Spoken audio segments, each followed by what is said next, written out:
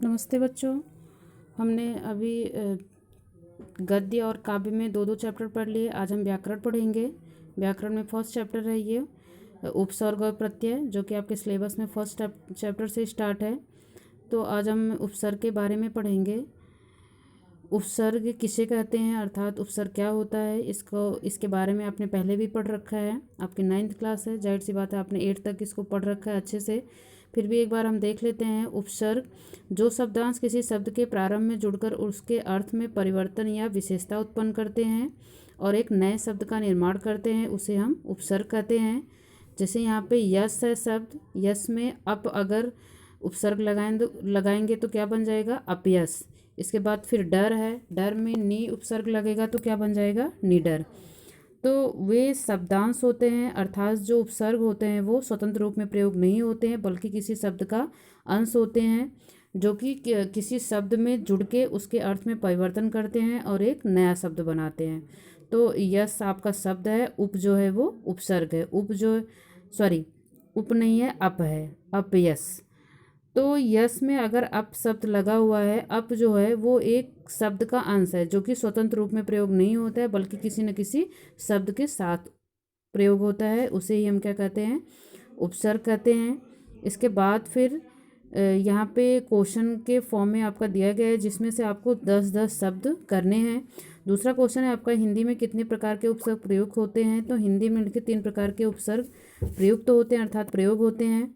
इसमें दिया है तत्सम या संस्कृत के उपसर्ग, फिर तद्भव या हिंदी के उपसर्ग, विदेशी या फिर आगत उपसर्ग। तो ये अलग अलग प्रकार के उपसर्ग हैं, जिसको आपने पहले भी पढ़ रखा है। ये क्वेश्चन के फॉर्म में आपको लिख लेना है। इसके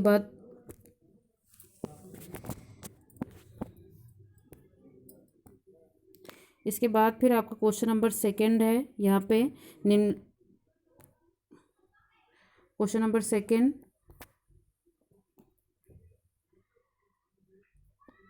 निम्नलिखित उपसर्गों के योग से 2 शब्द बनाइए। अर्थात उपसर्ग का प्रयोग करके आपको 2-2 शब्द बनाने हैं। इसमें से 10-10 आपको लिख लेना है सब में से। इसके बाद फिर है क्वेश्चन नंबर 3, निम्नलिखित शब्दों में से उपसर्ग और मूल शब्द अलग कीजिए। अर्थात आपको उपसर्ग में से जो भी आपके शब्द होंगे उसमें से आपको मूल शब्द और उपसर्ग अलग करना। जैसे यहाँ पे दिया गया अध्यादेश, तो अधीश में क्या है, उपसर्ग है, और आदेश जो है वो शब्द है। तो ऐसे करके इसमें से आपको कर लेना है। इसके बाद फिर इधर है क्वेश्चन नंबर 4 है, निम्नलिखित शब्दों से उपसर्ग लगाकर एक शब्द बनाइए। अर्थात आपको एक ही शब्द बनाना। जैसे इसमें दिया है आवरण, और फिर हम इसमें लगाएंगे पर्या, तो क्या होगा, परिधन, आवरण, पर्यावरण। इसके बाद फिर सेवक, स्वयं सेवक, था, अथा, ऐसे करके फिर आप इसमें से भी शब्द आप लिख लेंगे। फिर इसके बाद अब हम प्रत्यय के बारे में पढ़ेंगे। प्रत्यय निम्नलिखित जो शब्दांश किसी शब्द के अंत में जुड़कर उसके अर्थ में परिवर्तन कर देते हैं और एक नए शब्द का निर्माण करते हैं, उसे हम क्या कहते हैं, प्रत्यय कहते हैं। अर्थात जो भी आप अभी उपसर्ग पढ़ रहे थे उसी का जस्ट अपोजिट है ये। वो किसी भी शब्द के पहले लगता है और ये किसी भी शब्द के बाद में लगता है।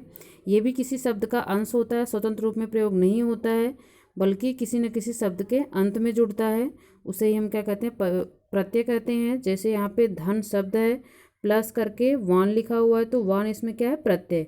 पूरा शब्द हमारा क्या बन जाएगा, धनवान। फिर है मिलन प्लस सार, अर्थात मिलनसार। भारत धन ई, अर्थात भारती। तो ये हमारा प्रत्यय है, जो भी किसी शब्द के अंत में जुड़ के एक नया शब्द बनाता है। प्रत्यय के भेद, प्रत्यय 2 प्रकार के होते हैं, कृत प्रत्यय और तद्धित प्रत्यय।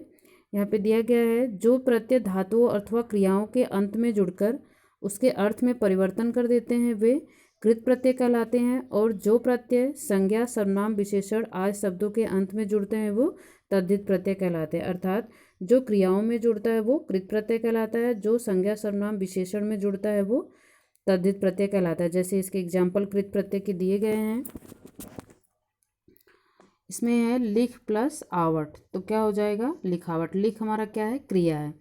और तद्धित प्रत्यय में देखेंगे कला प्लस कार, तो क्या बन गया, कलाकार। अपना प्लस प्लस पन, अपनापन, मीठा प्लस आस, मिठास, अर्थात यहाँ पे विशेषता के बारे में बताएगा, अर्थात विशेषण में जुड़ा हुआ है प्रत्यय।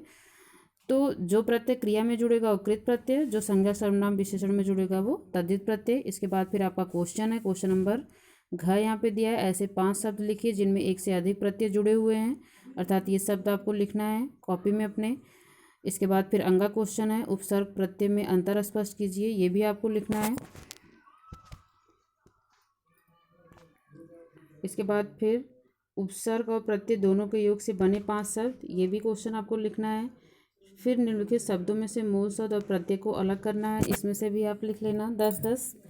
क्वेश्चन नंबर 3 है, निम्नलिखित शब्दों में प्रत्यय लगाकर नया शब्द बनाना है, इसको आप लिखेंगे निम्नलिखित प्रत्ययों से 2-2 शब्द बनाइए, अर्थात ये भी आपको लिख लेना है।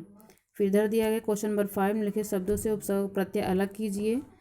फिर क्वेश्चन नंबर 6 है, उपसर्ग और प्रत्यय दोनों के सहयोग से बने नए शब्द, अर्थात कुछ शब्द हमारे ऐसे होते हैं जिसमें उपसर्ग और प्रत्यय दोनों लगा होता है। तो आज हम उपसर्ग और प्रत्यय के बारे में पढ़ेंगे। ये जितना भी क्वेश्चन आपको दिया गया सारा आपको कॉपी में लिखना है। समास के बारे में हम कल पढ़ेंगे। आज के लिए इतना ही, धन्यवाद।